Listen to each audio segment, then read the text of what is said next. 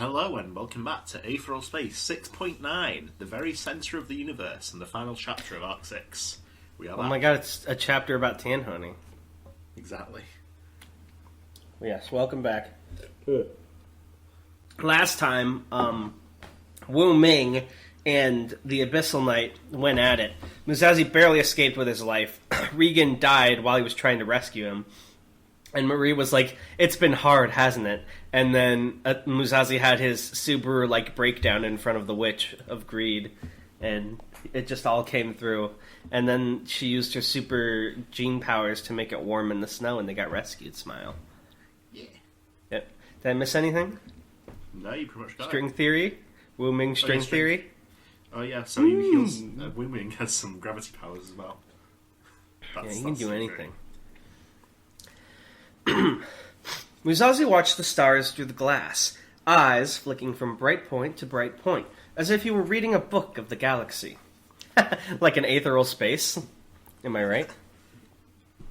It felt like an age since he'd last seen them, since he'd been able to see past the darkness of Nocturnus. With Regan's death, the mission on Nocturnus was considered complete, even if Commissioner Caesar wasn't quite pleased with the final results. They'd finally been able to leave that planet, directed to a mobile medical facility where Musashi could have his injuries treated. So he's on a ship right now. Yeah. Okay. He continued to look out the window, noting the distant streaking light of a passing starship. It wasn't as if he had much else to do. His injuries after encountering the Abyssal Knight had been severe, and so the doctors had told him he wouldn't be leaving this wheelchair for at least a month or so. The regen gel therapy would take time to work its magic, after all, so I'm taking it regen gel is like Panacea to an extent, but it's a lot slower and a lot safer. Yeah, Panacea is for replacing something usually, rather than repairing it. Like repairing broken teeth and bones, okay. Yeah. The wheelchair... I got you. The wheelchair he'd been provided with was a fairly advanced model, designed for comfort, but even so, Musashi felt incredibly constrained compared to his usual range of movement. The braces holding his broken arms together meant that he had to control the chair's movement using a touchpad just beneath his foot. Too, which had taken some getting used to. I would remove that too, it's a little awkward. Gingerly, Musashi wheeled himself over to the water dispenser in the corner of his room. "Water, please," he spoke clearly. "It's time for your 4 o'clock water." "Water, please." The please probably wasn't necessary, but good manners were always a habit one should get into. I love this guy. The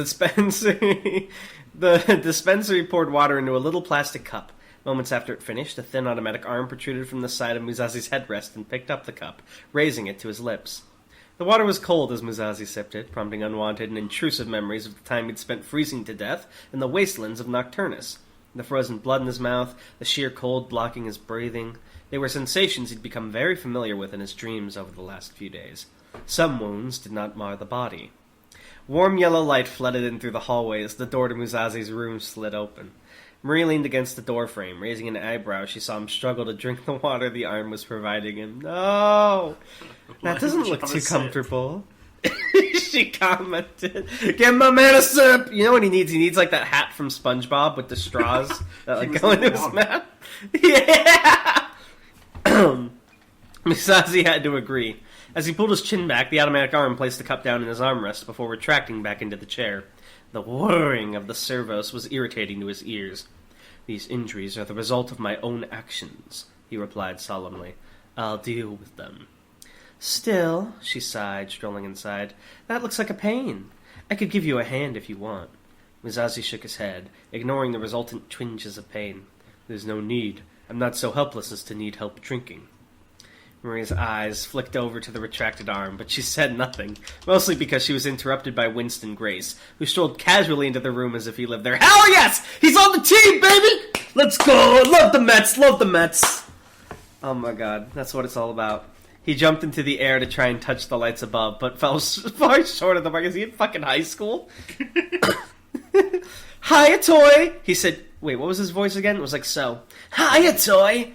he said cheerfully. "I see you're still injured." Marie rolled her eyes as she strolled past the coadjutor. "I can see why they call you a great detective." "Aw, thanks," Winston giggled to himself as he blushed from what he clearly believed to be a compliment. "I'm glad you're finally recognizing my charm." Musashi elected. He's like all the fucking stereotypes about So that I believe are true, but aren't true in YTDD, but he is all of them. Musashi elected to ignore that most awkward of comments, turning his chair to face Marie instead. Marie had visited countless times since they'd arrived here, but this was the first time he'd seen Winston Grace in quite a while. Is something going on? He asked Marie. I wouldn't expect the two of you to come here together. Even though the question had been directed to Marie, Winston answered instead, raising a hand like a child in a classroom. We just got back from a meeting with the commissioner. The commissioner? Foolishly, Musashi tried to sit up in surprise, only for the flares of pain to throw him roughly back into his seat. A coughing fit overwhelmed him. Such humiliation. Even the strain of such a simple movement caused his body to rebel against him. Why wasn't I told? He breathed raggedly, recovering. I've missed a meeting with the commissioner? You didn't miss much, Marie said nonchalantly, pouring herself a cup of water. With your hands like that, I doubt you could have saluted anyway. You wouldn't have enjoyed it. At the mention, Musashi glanced down in his hands, laid flat on the armrests of the wheelchair. The fingers... these can be repaired, right, Tan? He can hold his sword again? Yeah, it was going to take time. Okay, good. The fingers on each of them were slightly lighter in color than the rest of his hands. He hadn't been awake for the procedure, but apparently the frostbite had forced the doctors to amputate his ravaged digits and regrow them with panacea. As such, they'd take some time to adapt to the rest of his body. The thought of that happening to him, while he was unconscious, sent twinges of sympathetic pain through his new fingers, but he honestly wouldn't have been able to tell if he hadn't been told. Modern medicine really was a wonder. Still, he murmured, glancing back up, I imagine the commissioner was displeased. We failed our mission, after all. I would have appreciated the opportunity to defend myself. You'd be surprised, Winston commented. He'd taken out his script and was already tapping away at it. Apparently, Wu Ming put in a good word for you. I guess his opinions override the commissioner's. Is the commissioner Caesar not also a contender? She's not. Interesting. Musashi closed his eyes. He supposed that made sense. The true purpose of this mission, from what Musashi had gathered, had been to lure out the Abyssal Knight, so that Wu Ming could confront him one-on-one. He wasn't... Wait, does that mean Wu Ming survived to put in the word? It would appear so. Did he win? Yatta?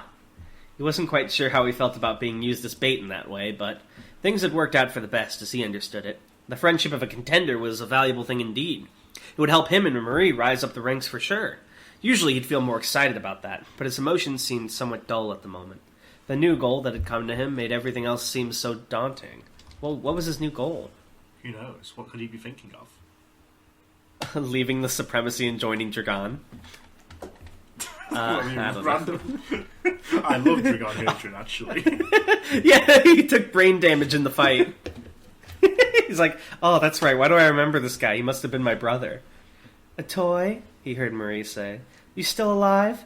She flicked his forehead, and he opened his eyes again. My apologies, he said hurriedly, backing up a little in his wheelchair. I was consumed by thought. Behind Marie, Winston spoke up. Well, looks like that's it for me, he declared, stuffing his script back into his pocket. See ya! I had fun! You leaving? Musashi asked, strangely saddened. He couldn't say that Winston had been an easy person to deal with, but he'd gotten somewhat used to the strange cogitant's presence. Yep, Winston replied, a lopsided smile on his face. There's a new case waiting for me. The murder of a minister in the body. The 3 wise men have requested I investigate. They're probably at least a little bit behind it, but it sounds interesting, so I'm gonna head out. The words that left Musashi's mouth surprised even him. You won't be staying with us, then? They seemed to surprise Marie, too, visibly scowled in disapproval. Winston himself furrowed his brow as if the notion itself, a lot of selves, was ridiculous. No, sorry. He offered an apologetic and somewhat confused shrug. Canceling Aetheral space. I don't care anymore. That was right. Musashi had almost forgotten. Special officers like them were solitary creatures, generally speaking. A partnership like the one between himself and Marie was most unusual.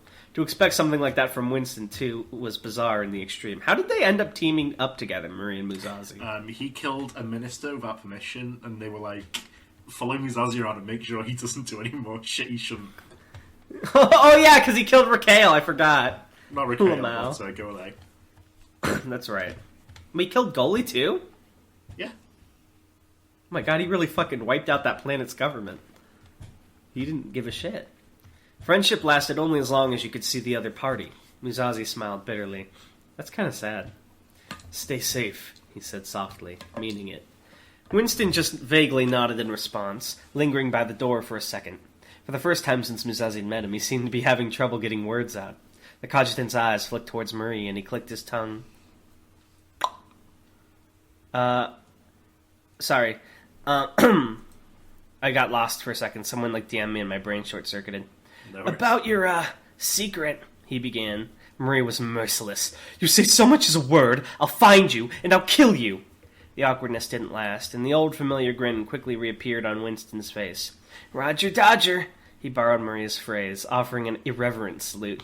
Good to know where we stand. Marie just rolled her eyes in response. And with that, Winston Grace vanished through the waiting door. Musashi vaguely wondered if they'd ever meet again.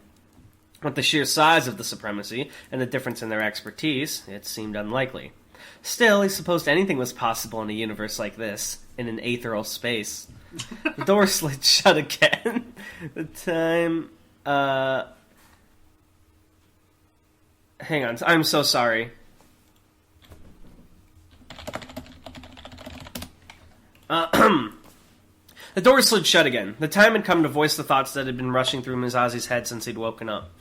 I seriously hope we never meet him again, Marie sighed, brushing her hands together. As she did, she spied the complicated expression on Musashi's face and frowned. What's up? I've been doing some thinking. He'd had ample time for it over the long and stretching days. About what I want. Marie turned to look at him, cocking her head. What do you mean? The words weren't easy to get out. He didn't fully understand them, so that was only natural. I suppose the way I want to live my life? The path I want to follow? I'm not certain how best to phrase it exactly. No, I get what you mean, Marie nodded, her frivolity forgotten. What is it that you want, then? A toy? Musashi took a deep breath. He expected his next words to sound just as ridiculous coming out of his mouth, but these felt correct as they were spoken. I want to become the next Supreme. Dude, I just saw how your fight with the Abyssal Knight went, and Wu Ming, you got a long way to go. Come on, Musashi. I want him to be, but I don't think this is happening. I don't know. How much can training and power scaling happen in aetheral space? How much of this is born talent versus I simply trained enough? Yeah, well, you can get pretty far with both. Interesting. For a moment, the room was... Never be Wu Ming thinking 2 abilities a second. That's a thing he can do only. But Musashi be I could have been a contender instead of a miserable bum, Marie, which is what I am. For a moment, the room was silent, save for the hum of the heating. As if the sentiment... That would make me sad, though, if, Musashi becomes supreme and then Jargon and friends kill him. That would be fucked up. Actually, what I see, maybe they team up at the end, and then they put Musashi on the throne, and he's a good supreme smile.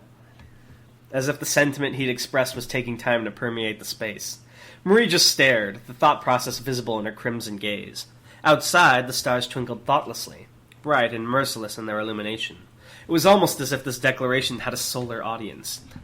I thought you would have always wanted to be supreme, Marie said slowly said, putting a hand on her hip. She leaned against the window. Isn't that the whole point of the supremacy?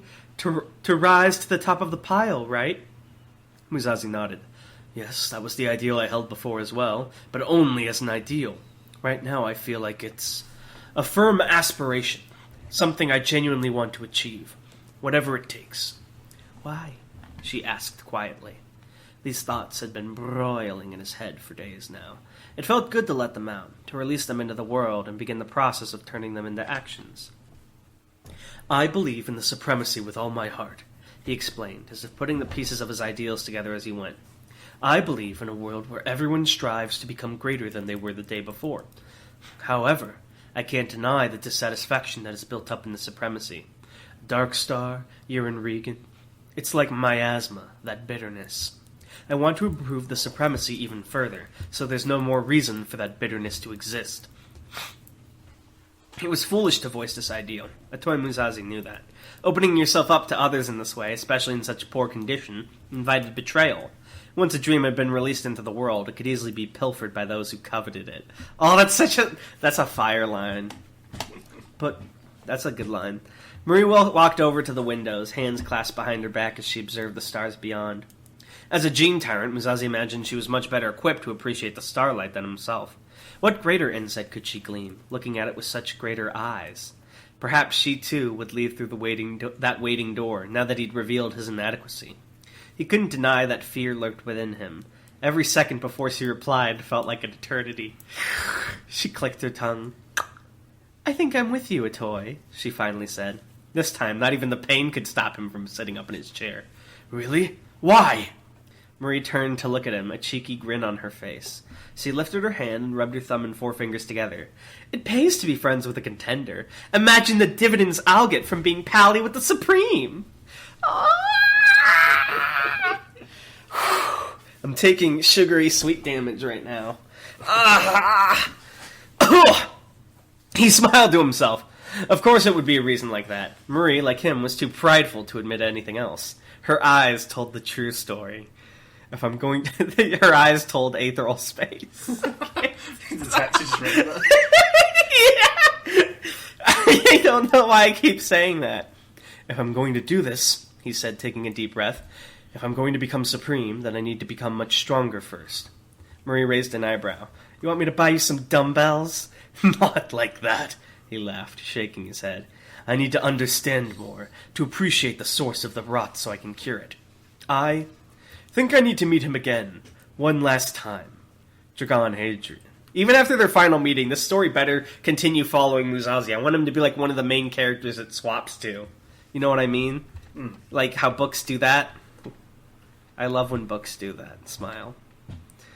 Does anyone else read books? I'm trying to hide my emotions. His partner's face fell. Revenge again? It was no surprise. The last time he dragged her out to pursue Hadrian, and it resulted in nothing but trouble for them. Musashi shook his head. "No. When Dragon Hadrian betrayed me in the supremacy, that was what opened my eyes to the state of things. But I still don't understand why he did it. The reasons he gave me on Talden didn't ring true. I need to understand. I want to understand things. I can't be just an observer anymore. Otherwise, nothing will change." The determination in his voice was like iron. Even with his body in this state, his spirit had been tempered by crisis. Right now, Atoy Musashi felt as if he were invincible. No matter how his body was broken, no matter how much of his blood was spilled, he would never again allow his spirit to falter. He had to keep walking, after all. No! It's a callback!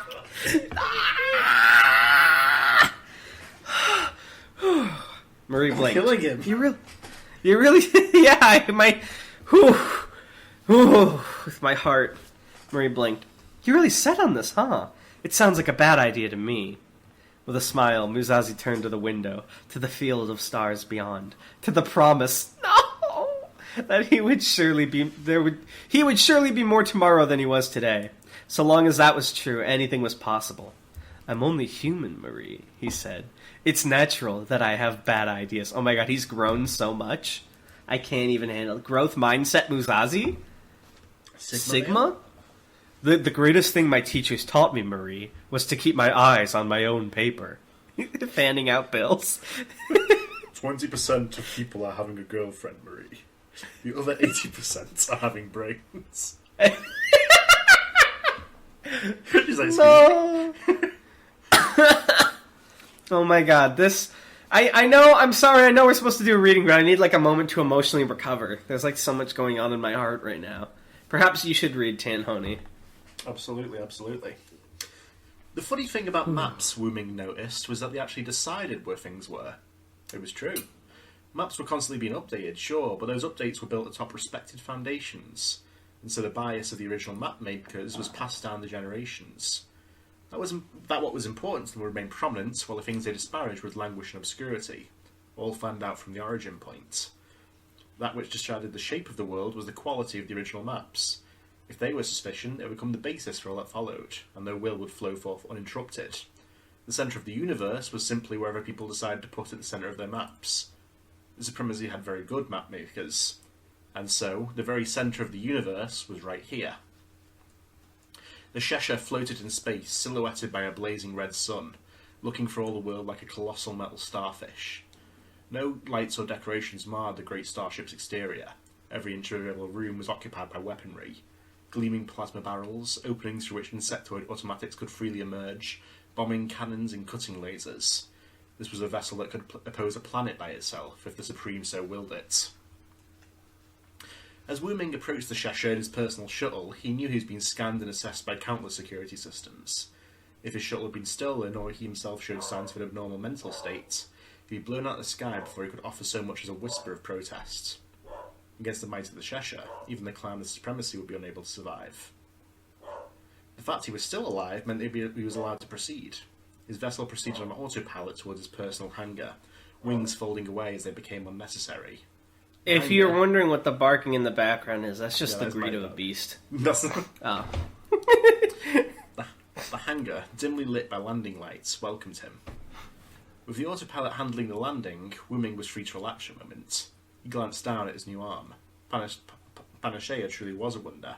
It was a little sad to lose his last arm. He'd had it for nearly 3 months now, but he was sure he'd get over it soon enough. Nothing in this world lasted forever, after all. Wu Ming knew that better than anyone. He was the strongest contender, if you didn't count the other 3. He's the weakest? If you don't count the other 3. The shuttle landed with a heavy thump, quickly secured by the docking clamps. Wu Ming rose to his feet without waiting even a moment, unbuckling the safety straps and hopping out of the pilot seat. As he laughed, he tapped one of the bubble heads that accumulated along the shuttle's dashboard. The neck of the cartoon robot would keep swaying from side to side for quite some time. Nobody was there to greet Ming in the hangar, and there were no ships except his own in that cavernous space. That was no surprise. The Supreme loathed unnecessary noise, so the only individuals aboard the Cheshire at any given time were himself, the contenders, and the personnel on the prison deck. Apart from that, the gargantuan starship was empty. He didn't plan on sticking around here long. There was an upcoming festival on Neuros Prime, so he just entertained the pleasantries and make his leave. "Clown," intoned a deep, unamused voice. "We expected you days ago." Ah, hell. The one person he hadn't wanted to run into. Wu Ming looked up to greet the figure at the top of the exit rank. You know how it is," he laughed. "Stuff came up. And can I popcorn this to you?" Sure.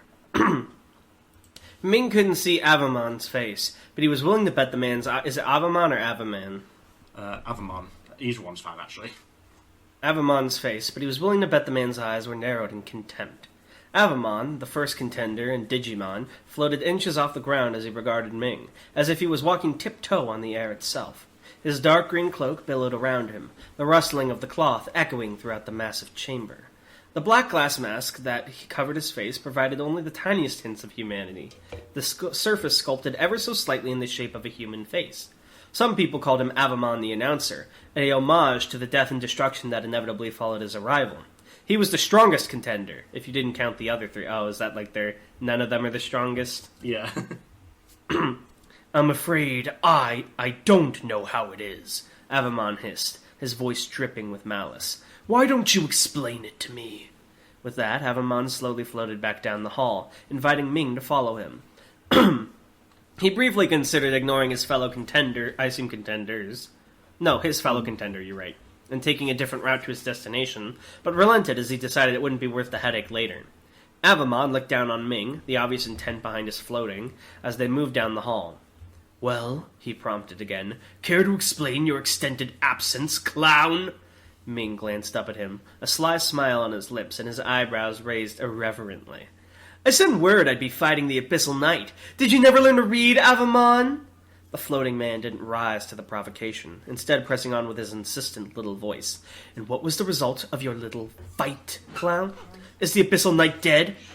"Nah," Wu Ming replied casually, hands forming a pillow behind his head as he leisurely walked. "Things worked out a little funny. You know how it goes." An unpleasant sound trickled from underneath that glass mask. Avamon's laughter born not from true amusement, but instead simple mockery. A facsimile of enjoyment from one who had never truly experienced it. "You failed, then." Excuse me. Avamon chuckled, putting a modest gloved hand to his chin. "The Supreme won't be pleased." Liar. The Supreme didn't give a single shit what any of them did. Not here in the Shisha, nor out there in the universe. Is the Shisha the ship? Yeah. The petty conflicts and battles of the supremacy below him had long ago stopped providing him with the stimulation he desired. The 4 of them could slaughter each other right before him and he probably wouldn't even blink.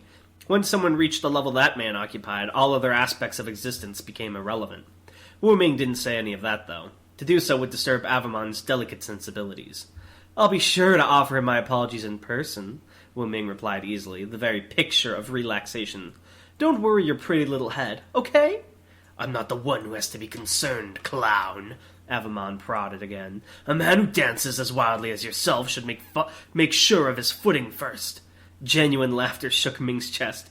"What? You get that out of a fortune cookie or something?" They reached the massive doors to the throne rooms, great black monoliths that reached all the way up to the ceiling. Everything was huge here, needlessly so, Ming found. Even these hallways they were strolling down were big enough to fly a starship through. Perhaps the Supreme who built it had inadequacy issues? Avamon stopped before the doors, still looking down at Ming. A distinct aura of disapproval radiated from the man, like a foul miasma, and as Ming watched, a stray spark of wrought green aether ran along the announcer's cloak. "You're a very funny man, Wu Ming," he said, his voice soft and quiet. "So very funny." Ming smiled back up at him, hands on his hips. "I try my best. A 10 out of 10 life, you know. You want some tips on that? Some life advice, maybe?" "No, that's quite all right." There was a slight breeze. A second later, Wu Ming's head went flying off his shoulders, and then thin strings lashed out from within the stump and pulled the head back, seamlessly stitching the wound closed before it could even begin bleeding. Ming cracked his neck. "Total 3 out of 10 move, my guy. I wish you wouldn't do that," he sighed. Avamon's stance hadn't shifted in the slightest. "I could say the same to you." Wu Ming wasn't sure why, but he just couldn't bring himself to like this guy. He supposed it wasn't that strange. None of the contenders were very fond of each other, but with the others he managed to at least feign civility. But the pompousness Avamon exuded, the way he assumed authority he'd never been given. To hell with it. Ming would just kill him. Their movements were simultaneous and fast as lightning, sending bursts of air pressure down either end of the hallway as a result of their sheer speed. The lights far above flickered in sympathy. Wu Ming pulled his arm back. "String theory!" he began calmly, rainbow aether coalescing over his finger. "Black hole!" At the same time, Avamon the announcer thrust his palm forwards, aether already coursing through the limb. "Whirlwind greatsword!" he screamed, the facade of icy calm utterly shattered. At this range, in this place, both of these attacks were as lethal as they came. Once unleashed, death for at least one party became a certainty. But in this case, those attacks never were unleashed. "Forest of sin," sighed a resigned woman's voice from between the two of them. "Restrain." Before either Wu Ming or Avamon could move another inch, they were seized by a mass of gnarled black branches, bound tightly by wood that felt like steel. These were the branches of apex trees, renowned for being even tougher than the hull of starships. There weren't many people capable of breaking out of something like that. Ming was one of them, of course, but this didn't make this any less irritating. Absolutely. Tormented human features were bulging out from within the bark, too, moaning faces and grasping hands, like wooden statues straining against the air. He grimaced as they stared up at him, the markers of a grotesque ability. Ming knew when to throw his cards down. With a flick of his finger, the string theory attack he'd primed was dispelled. The raging winds around Avamon died down as well as he looked towards the source of this intrusion, the woman standing in front of the now open doors to the throne room. "A pleasure to see you, Wu," she smiled with plastic friendliness. "Did you have a pleasant trip?" Paradise Karen was a giant of a woman, easily 7 feet tall, with an imposing presence to match.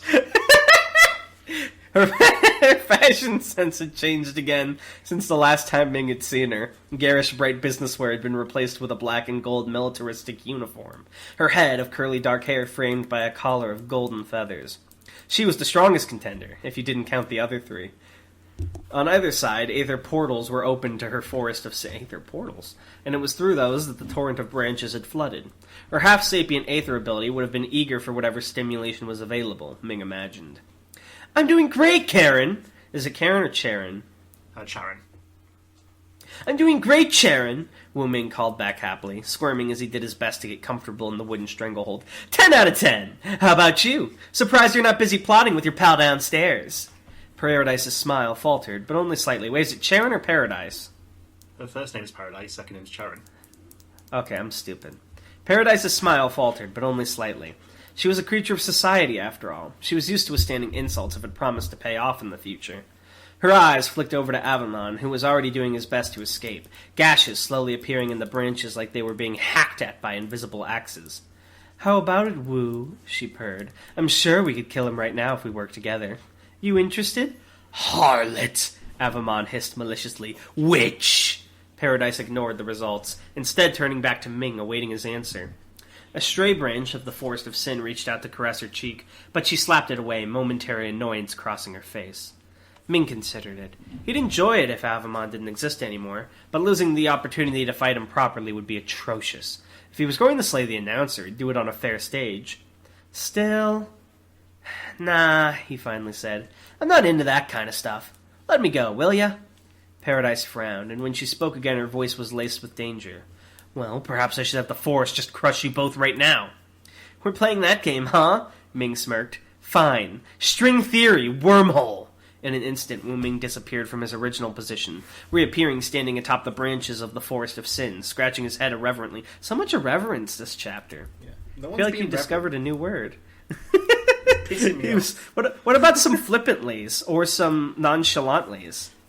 He was pretty sure he could unleash black hole. He was pretty sure he could unleash black hole before Paradise could open another portal, if it came down to it. It appeared she too was aware of that, though. With a sigh, she raised her arm, and the grip of the Forest of Sin loosened around Avamon, allowing him to float away free. "You're an impossible man to deal with," she said, idly waving a hand before turning and striding back into the throne room. A moment later, Avamon soared after her, infuriated green aether visibly crackling around him. Avamon was the kind of person who'd foster resentment for any slight, but a glance down told Ming the true cause of his fury. The branches of the Forest of Sin were already beginning to dissipate, but Ming got a good view of the wooden faces all the same. He winced. The Forest's sense of humor really was atrocious. Each tormented face was an exact replica of the person Avamon hated more than anything in this world. The man called Skipper. What? Do tell, Tanhony. Why don't you tell? No. Okay. Die. The throne, in that case, popcorn. The throne room beyond the doors was as cavernous as the rest of the Shasha. The throne itself surrounded by rows and rows of empty pews, upon which acolytes of Supreme's past must surely have gathered. Did you mean pews like church pews? Because those should be PEWS. That's not what Google told me, so I'm pissed off now. Insects scurried out of the way of Ming's feet as he entered. The only light was the dim yellow glow of a holographic sun, slowly rotating up near the ceiling, and that glow washed over the massive statue that sat the throne itself. Paradise clicked her fingers and a new Aether portal opened, the branches that poured forth, forming a couch for her to lay on. Avamon finally lowered himself down to the ground, kneeling reverently. Finally, some fucking reverence. So we see 3 of these, right? Yeah. There's 3 contenders, not a 4 yet? Not yet. Oh. At first glance, it would appear an automatic was curled up below the throne. Silver and metallic, with red glass through which some kind of windows of red glass through which some kind of sloshing liquid could be seen. As Ming entered the room, blue lights flickered on around the exterior of the machine, and Servo's whirred as it smoothly rose to its feet. But this was no automatic. This was the Hellhound. Oh, I assume he's like one of the sapient robots? We'll see. He was the strongest contender, if you didn't count the other 3. Cybernetics were nothing unusual. After the fall of the Gene Tyrants, genetic mutilation had become the greatest taboo, and other than the Superbians, none dared practice it. The focus of the dream to alter one's form had shifted instead to the realm of cybernetics. Even so, Ming didn't know if anyone had gone far with it as the Hellhound. Only the patriarch of the Oliphant clan had even come close as far as they were. The metal body the Hellhound inhabited was quadrupedal, segmented to such a degree that it was supremely flexible, and built with technical specifications more suitable for a starship than a prosthetic. Wu Ming wasn't sure of the exact details, but from what he understood, the only parts of the Hellhound that were still human were his nervous system and around half his brain. Occasionally, those could even be seen floating in a red solution visible through his glass windows. Yeah. The blue light on the Hellhound's visor swiveled to face Ming. "Back?" he asked in a stilted, unnatural voice, an AI imitation of the voice he'd had before becoming like this. "Yup, I see." And with that, the lights on the Hellhound's body flicked back off, and it returned to hibernation. The Hellhound was probably the most personable contender. Avamon, still kneeling on the ground, looked up at the stone-grey statue slouched on the throne. He spread his arms wide. "My Supreme," he whispered with all the reverence of a prophet. Wu Ming, the fourth of your contenders, has returned. He brings word of your enemy's trespasses. There was no reply. The grey thing that sat the throne, needless to say, was no statue, only a man that had not moved in a very long time. Dust had accumulated. His hair and beard had grown long and unkempt. This guy's just a lazy fatso? Kill him and become supreme contenders! The only signs of life in the massive man were very slight breathing and the dull brown eyes that stared unblinking down at Avaman as he spoke. He was a huge man, tense with so much muscle it was almost grotesque. But what was more impressive about him, more impressive than that, was the pressure he exuded. It was like standing in the eye of a hurricane just to look at him. There was the constant sensation that he could be dashed into nothing at any second. He wore no armour, bore no weapons. The only clothing he even wore was a piece of simple cloth wrapped around his waist. This sentence of danger came from him alone. This was the Supreme. He was the strongest. Wu Ming stepped forward, savouring the jackhammer heartbeat in his chest, and bowed respectfully. The Supreme said nothing, made no sign that he'd even seen Ming, but that was nothing new. He didn't care about any of this. It was all just ceremony. I encountered an agent of Darkstar on the planet Nocturnus, Wu Ming began, his dignified tone in utter contrast to his usual demeanour, namely the traitor Samson Rhodes. I engaged him and we fought for some time, but he eventually escaped the field. However, I believe Darkstar would prefer to avoid further scrutiny and will cease operations on the planet as a result. Thus the crisis on Nocturnus has come to an end. The throne room was silent. Over on a couch, Paradise put a hand to her mouth as she quietly yawned. Avaman continued to kneel, his head low. In his state of hibernation, the Hellhound was dead to the world. The Supreme said nothing. He didn't even blink. The Supreme has heard of your failure, Avaman finally said, rising to his feet. He would now ask you to leave. The announcer was totally pulling that out of his ass, but Wu Ming wasn't going to argue. He had other places to be, after all. With a grunt of exertion, he rose to his feet, bowed to the Supreme once more, and turned, striding out of the door. You could feel Avaman's glare bearing into the back of his head all the way. God, Avaman's kind of like a piece of shit, huh? Oh, you said popcorn, sorry, I missed it because I was talking. As time passed, the contenders of the supremacy drained out of the throne room one by one. Paradise Charon departed first. She had an appointment with a coalition of ministers she was courting the approval of. Next went the Hellhound, heading out for his next hunt. Avaman stayed the longest, content to do nothing but stare at the Supreme's glorious form for hours at a time, but eventually even he succumbed to the human desire for sleep. The room was empty, save for the insects, their nests packed close together in the ceiling. They crawled along across the floor en masse, eager for any sustenance they could find. These were vicious things ready to tear vermin apart for the meat beneath their skin, but none of them dared to approach the man who sat the throne. A voice as deep as the earth and as dark as the void between stars echoed throughout the room, and with the first syllable, every single insect retreated at once, leaving the chamber truly empty. Boring. The Supreme spoke so softly that the shell of dust around their lips didn't even crack. Their eyes continued to stare ahead, morose and dull, forever fixed on the black metal doors. Even so, their voice was resounding. It took precedence over all else. It's so very boring, isn't it? The Supreme sighed. This rotten world of ours. End of Arc 6. I'd probably do a better Supreme voice. I can't think of one, though. Big, deep guy. Yeah, but... I don't want to just go to this. But there's like a limit to how low I can go without doing that. This is about as low as I can get. Hey, it's me, the Supreme. Yeah. That's just outside of my vocal range. I'm a little tenor boy. Thus ends Arc 6. We learned all about all four contenders. We learned about the Supreme. He's just kind of like a lazy piece of shit. He doesn't even play video games on the phone. Anything else, Tan? We have a firm goal from Muzazi, and he's got his work cut out for him. Brilliant. From writing Arc 6, it was probably my favourite one to write so far. I had a lot of fun reading it, and I cannot wait for the self-published story to come out, Smile. because I'm going to buy it I immediately. did promise. I'm waiting, Tanhony. Is it ready? So Is it I'll on start- Amazon? No. I'll start working properly on Arc 1 to 3, the official sort of compiled release ASAP. And then surely after that will come 4 to 6, right, Smile? Yeah. And then 7 to 9? Yeah. Perhaps even 10 to 12? Yeah. What about 13 to 15? Probably. Brilliant. I've secured the future of Aetheral Space. You're welcome, audience. At least for the foreseeable future. Alright, everyone. Bye! Bye!